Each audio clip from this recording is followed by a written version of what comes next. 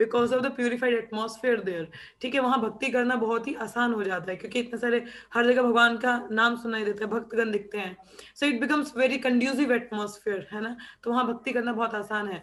अब जैसे हम लोगों ने भगवद गीता का पहला चैप्टर जो पहला श्लोका पढ़ा था, what was the shloka? Anybody remember the first shloka of Bhagavad Gita? किसी को आता है? Yes, who remember the first shloka of Bhagavad Gita? किसको आता है फर्स्ट चैप्टर का first shloka? Aastha, you remember?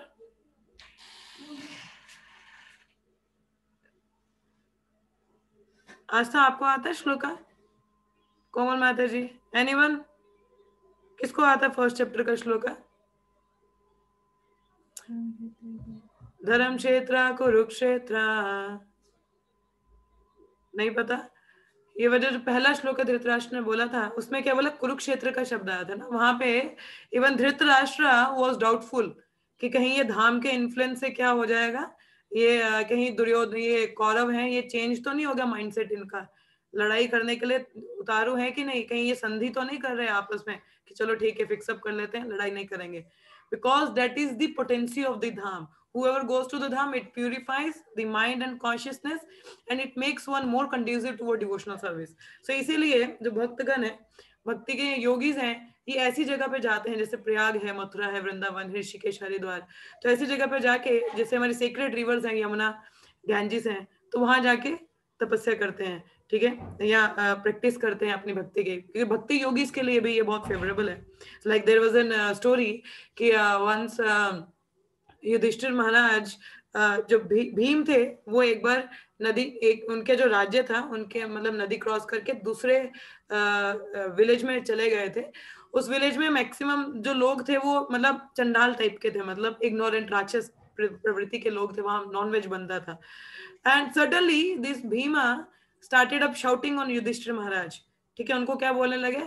आपकी वजह से हमको वनवास जाना पड़ा, आपकी वजह से हमारे जुए में आपने जुआ खेला, आपकी वजह से हमारी इतनी बदनामी हुई, द्रौपदी को इतना सहना पड़ा, ये है वो है, मैं आपके साथ लड़ाई करूंगा, इतना कुछ उनको बोलने लगे। दो Bhima was very respectful toward Yudhishthira Maharaj, but he suddenly started up speaking so much nonsense. And Yudhishthira Maharaj was, Yudhishthir का मतलब ही क्या होता है? धीरा। युधिष्ठिर मतलब who is स्थिर in युद्ध भूमि, जो युद्ध में स्थिर रहता है। सो मतलब ही इज वेरी धीरा पर्सन। तो युधिष्ठिर महाराज ने बोला ठीक है हम लड़ाई करेंगे, बट पहले एक काम करो, अब दूर दूर से लड़ाई तो हो नहीं सकती, एक काम करो ये रिवर क्रॉस करो, इधर आओ, फिर लड़ाई करते हैं, फिर मसला सुलझाते हैं जो भी है।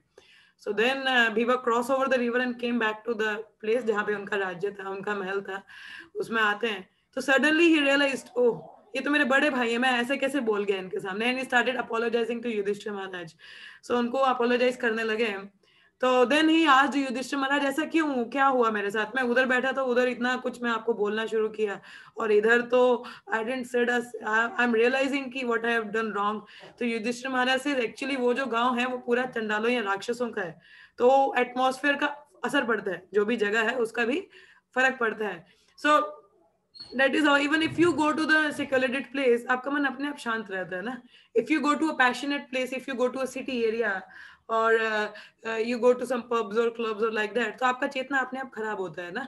So when you are into the nice place, in the very pious place जहाँ पे बहुत शांति है, you automatically you are able to chant, है ना। So that's how it's a influence of the place, ठीक है। तभी कहा जाता है जो योगीज होते हैं they prefer to go to Himalaya, जहाँ पे इतना शांति है, कोई सिटी का लोग नहीं है, इंटरनेट नहीं, मोबाइल नहीं, हैंडी अप्सरा, मोबाइल को कहते हैं ना हैंडी अप्सरा, this handy apsara is not there, and internet नहीं चलता है basically. So you can like in a very peaceful area, nature is there, so you can practise your bhajan very nicely. I remember we were on the Badrinath trip. सो हम लोग जब बद्रीनाथ गए थे तो there the mountains are quite very high, and we were there, it's very secluded place, मतलब बहुत शांति है वहाँ पे, so one can chant very nicely, it automatically one can chant more rounds.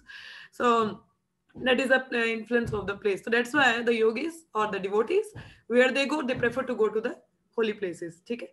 so holy places मतलब जैसे हमारा धाम आ जाता है, but often this is not possible especially for westerners।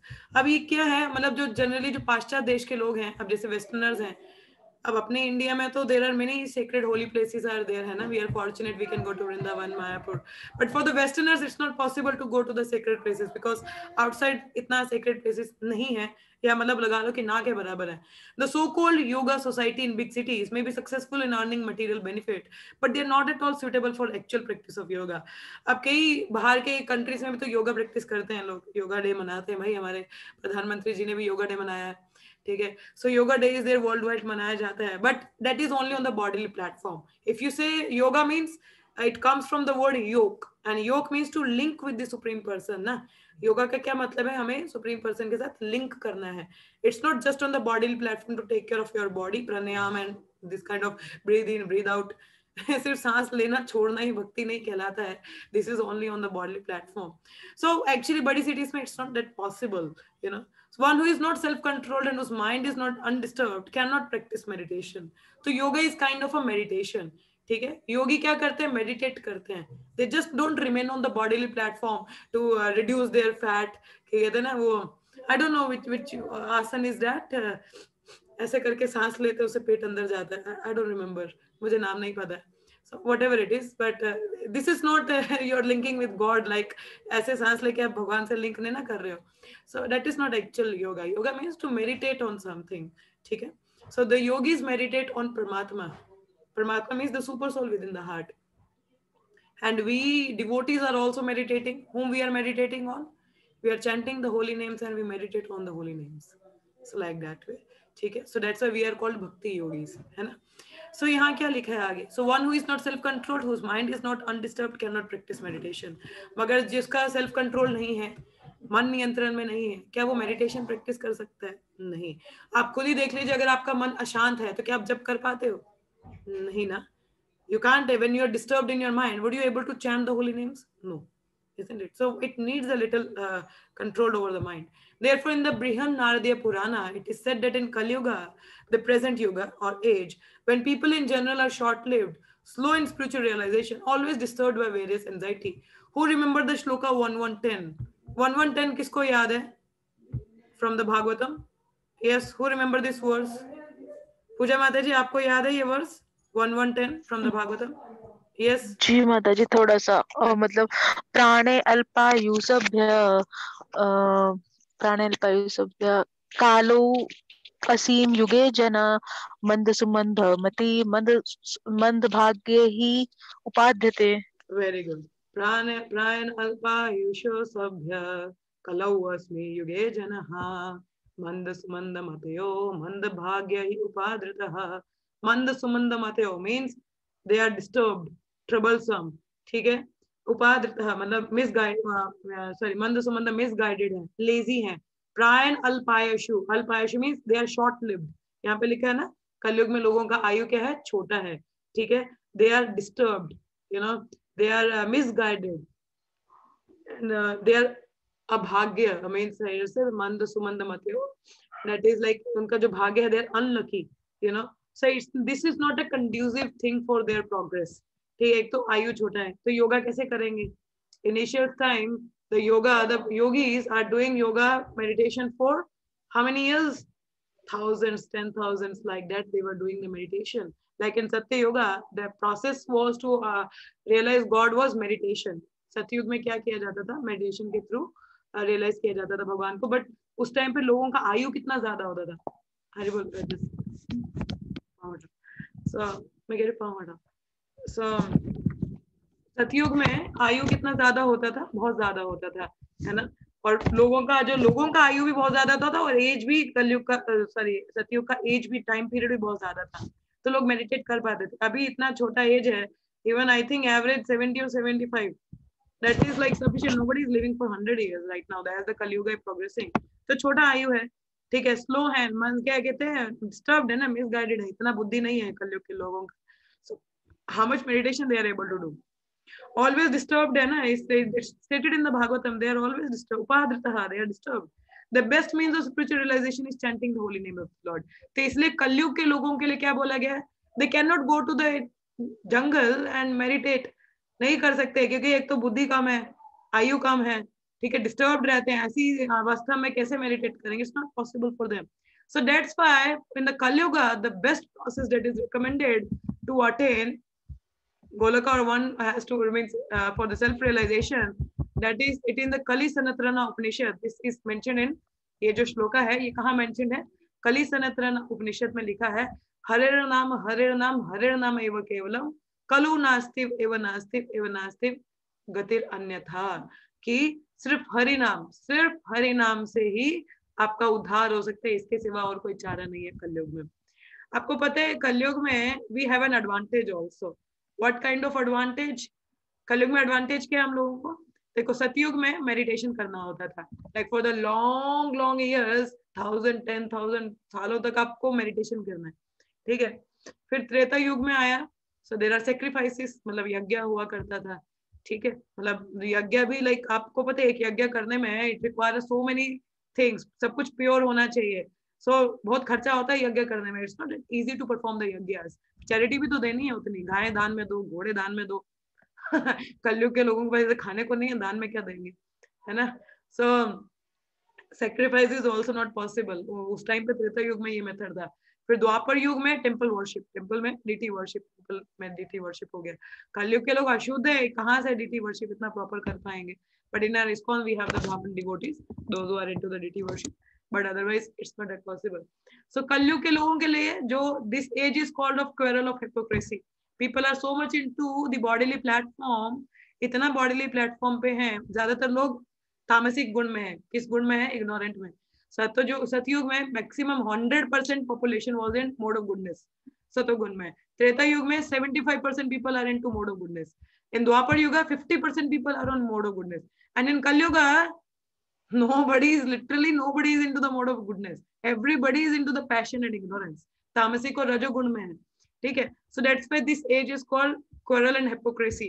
ये जो कलयुग है ये quarrel और hypocrisy का है। लोग आपस में लड़ते हैं, इसके घर में ऐसा कैसे हो गया, they were like so much disturbed कि कोई कैसे मेरे से आगे बढ़ सकता है, always envious and like that। So इस युग में self realization कैसे होगा? It's very easy process। Only means of deliverance is chanting the holy name of the Lord। There is no other way, there is no other way, there is no other way। तो आप बोलो हम जी यज्ञ करेंगे जी, कर्म कांड की तरह करेंगे, you will remain in the cycle of birth, death, old age and disease। The only means by which you can cut out this cycle of birth, death, old age and disease is through the chanting of the holy names। मैं आपको बता रही थी advantage क्या है कलयुग में। एक तो आयु कम है, जंगल जाना नहीं आपने, मेडिटेशन करना नहीं, यज्ञ करने नहीं।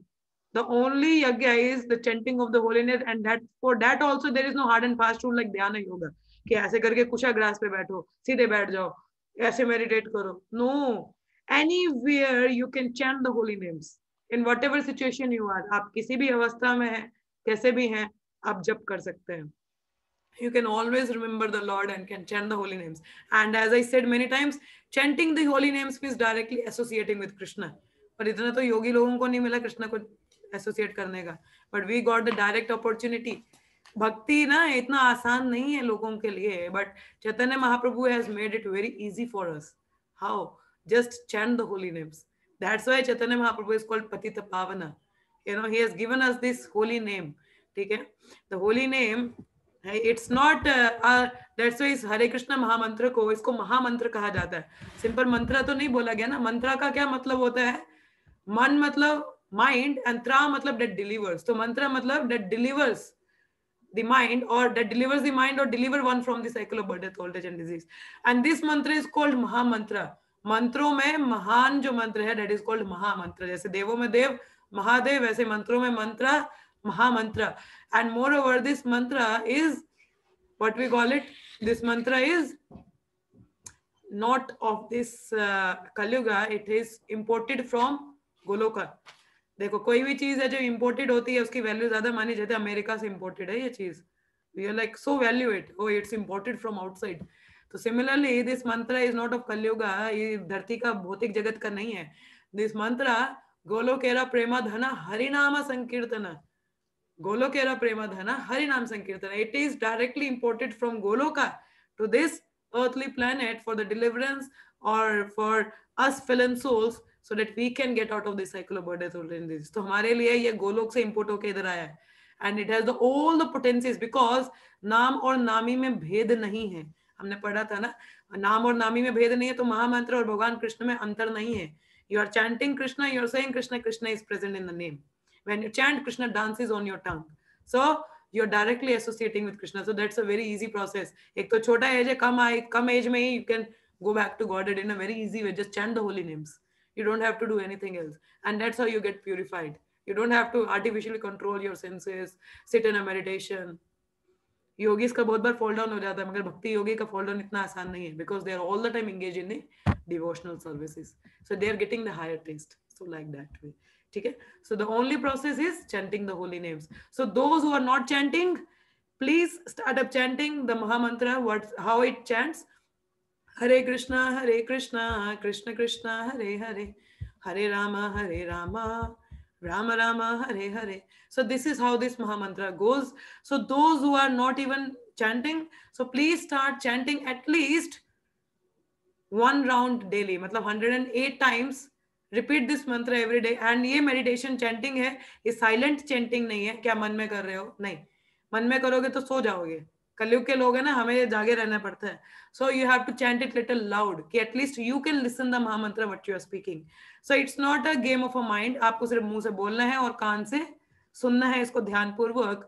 Then you yourself will feel the change in yourself. That is guaranteed. It says taste of the pudding is in eating. तो ये कोई कहावत या कहानी नहीं है कि महामंत्र से बहुत इफेक्ट पड़ता है. आप खुद करके देखिए, you will feel the change in yourself at your own.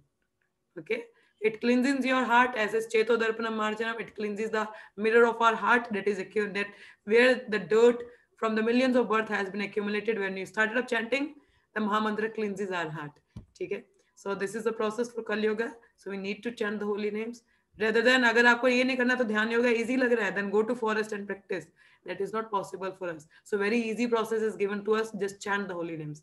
So कहीं पे भी हो, सुबह उठो, रात को उठो, दोपहर को उठो, whenever you want to chant, just chant the holy names. Okay, so those who are not chanting, at least start up chanting one round daily. Okay, so we will be stopping here. We are having a few minutes, so I would like to take up some questions or any realizations or anything anyone would like to speak up. So please go ahead without wasting any time. Yes, who would like to go first? पहले कौन बोलेगा? Yes, don't waste time, so just go ahead.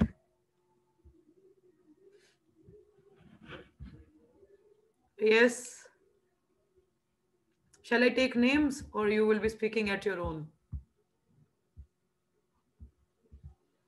हाँ जी कोमल माता जी, आप बताइए पहले. What you learned from today and any realization or questions? Yes, go ahead.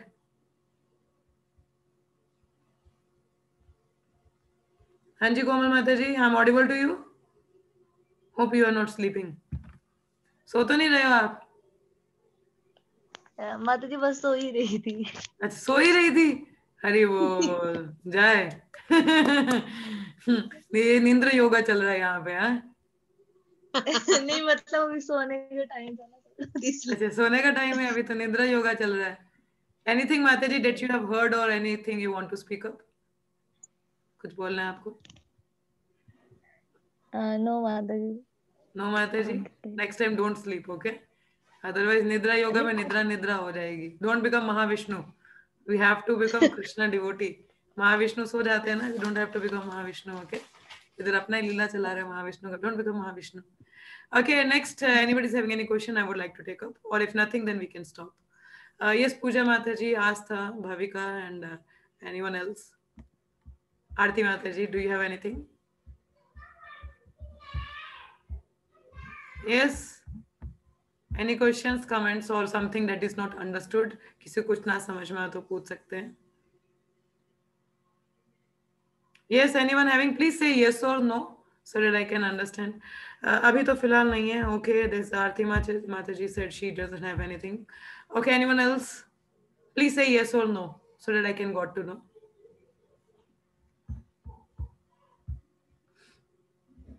You always should have something to speak up, as I said previously. Do you have time after class? Yes, Mataji, I have time after class. You can call me. You want to call me, Astha? Yes, Mataji. Okay, you can call me, no problem. Do you have anything for the class? Yes. Yes. Yeah. Mataji, as you were explaining about Dharma, you know, Yeah. right?